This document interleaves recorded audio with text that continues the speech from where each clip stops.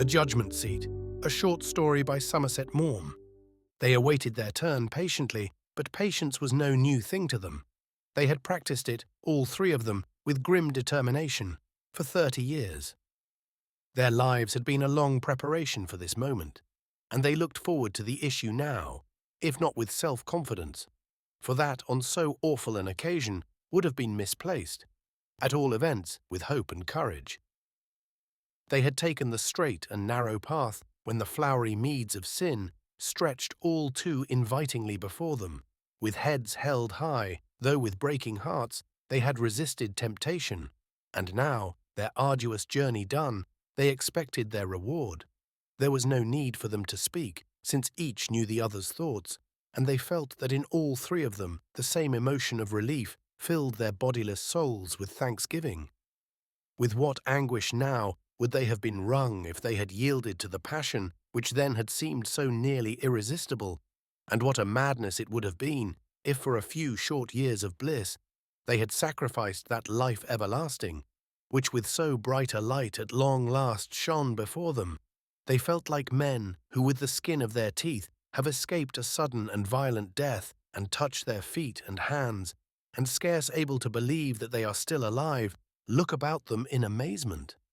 They had done nothing with which they could reproach themselves, and when presently their angels came and told them that the moment was come, they would advance, as they had passed through the world that was now so far behind, happily conscious that they had done their duty. They stood a little on one side, for the press was great. A terrible war was in progress, and for years the soldiers of all nations, men in the full flush of their gallant youth, had marched in an interminable procession to the Judgement Seat. Women and children too, their lives brought to a wretched end by violence, or more unhappily, by grief, disease, and starvation, and there was in the courts of heaven not a little confusion. It was on account of this war, too, that these three wan, shivering ghosts stood in expectation of their doom. For John and Mary had been passengers on a ship which was sunk by the torpedo of a submarine, and Ruth, broken in health by the arduous work to which she had so nobly devoted herself, hearing of the death of the man whom she had loved with all her heart, sank beneath the blow and died. John, indeed, might have saved himself if he had not tried to save his wife. He hated her. He had hated her to the depths of his soul for 30 years. But he had always done his duty by her, and now, in the moment of dreadful peril, it never occurred to him that he could do otherwise. At last, their angels took them by the hand and led them to the presence. For a little while, the Eternal took not the slightest notice of them. If the truth must be told, he was in a bad humor. A moment before, there had come up for judgment a philosopher, deceased full of years and honors, who had told the Eternal to his face that he did not believe in him. It was not this that would have disturbed the serenity of the kings of kings, this could only have made him smile. But the philosopher, taking perhaps an unfair advantage of the regrettable happenings just then upon earth, had asked him how, considering them dispassionately, it was possible to reconcile his all-power with his all-goodness. No one can deny the fact of evil, said the philosopher sententiously. Now if God cannot prevent evil, he is not all-powerful, and if he can prevent it, and will not, he is not all-good. This argument was of course not new to the omniscient, but he had always refused to consider the matter, for the fact is, though he knew everything, he did not know the answer to this. Even God cannot make 2 and 2 5. But the philosopher, pressing his advantage, and as philosophers often will, drawing from a reasonable premise an unjustifiable inference, the philosopher had finished with a statement that in the circumstances was surely preposterous. I will not believe, he said, in a God who is not all-powerful and all-good. It was not then, perhaps, without relief that the Eternal turned his attention to the three shades who stood humbly and yet hopefully before him. The quick, with so short a time to live, when they talk of themselves, talk too much. But the dead, with eternity before them, are so verbose that only angels could listen to them with civility. But this, in brief, is the story that these three recounted. John and Mary had been happily married for 5 years. Until John met Ruth, they loved each other, as married couples for the most part do, with sincere affection and mutual respect. Ruth was 18, 10 years younger than he was, a charming, graceful animal with a sudden and all-conquering loveliness. She was as healthy in mind as she was in body, and, eager for the natural happiness of life, was capable of achieving that greatness which is beauty of soul. John fell in love with her and she with him. But it was no ordinary passion that seized them. It was something so overwhelming that they felt as if the whole long history of the world signified only because it had led to the time and place that had brought them together. They loved as Daphnis and Chloe or as Paolo and Francesca. But after that first moment of ecstasy, when each discovered the other's love, they were seized with dismay. They were decent people, and they respected themselves, the beliefs in which they had been bred, and the society in which they lived. How could he betray an innocent girl, and what had she to do with a married man? Then they grew conscious that Mary was aware of their love. The confident affection with which she had regarded her husband was shaken, and there arose in her feelings of which she would never have thought herself capable: jealousy and the fear that he would desert her, anger because her possession of his heart was threatened, and a strange hunger of the soul which was more painful than love. She felt that she would die if he left her, and yet she knew that if he loved, it was because love had come to him, not because he had sought it. She did not blame him. She prayed for strength. She wept silent, bitter tears.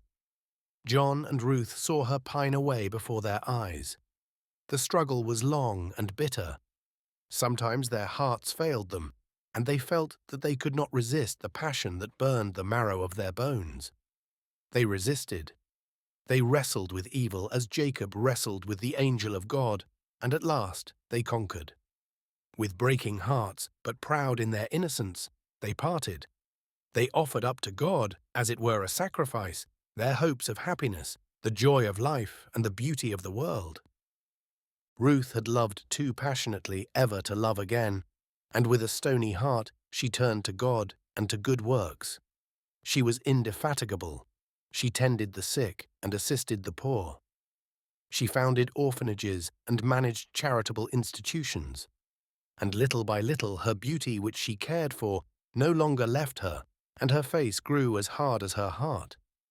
Her religion was fierce and narrow. Her very kindness was cruel because it was founded not on love, but on reason.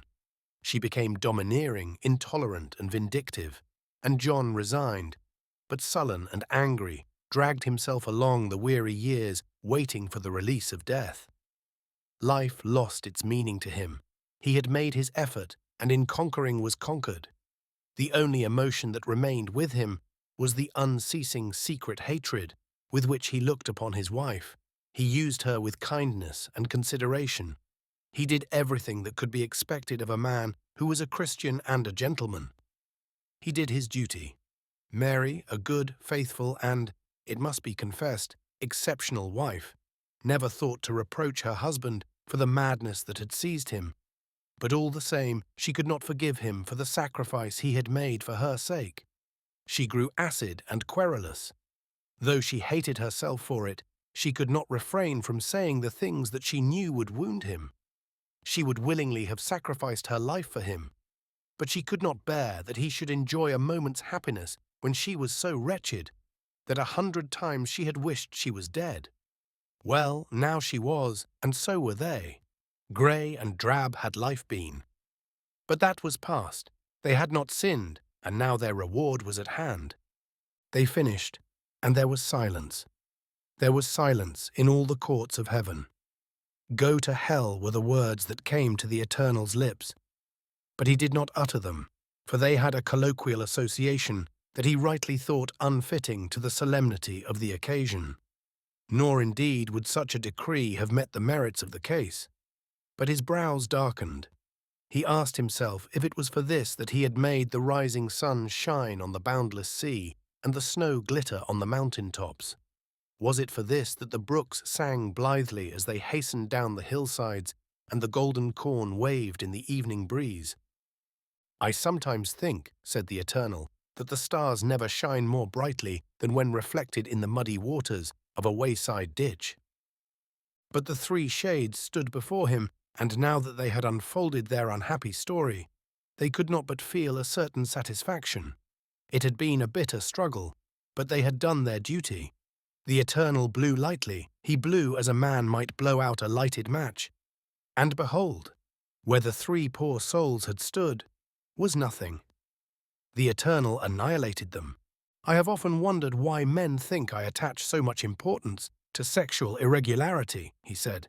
If they read my works more attentively, they would see that I have always been sympathetic to that particular form of human frailty. Then he turned to the philosopher, who was still waiting for a reply to his remarks. You cannot but allow, said the Eternal, that on this occasion I have very happily combined my all-power with my all-goodness.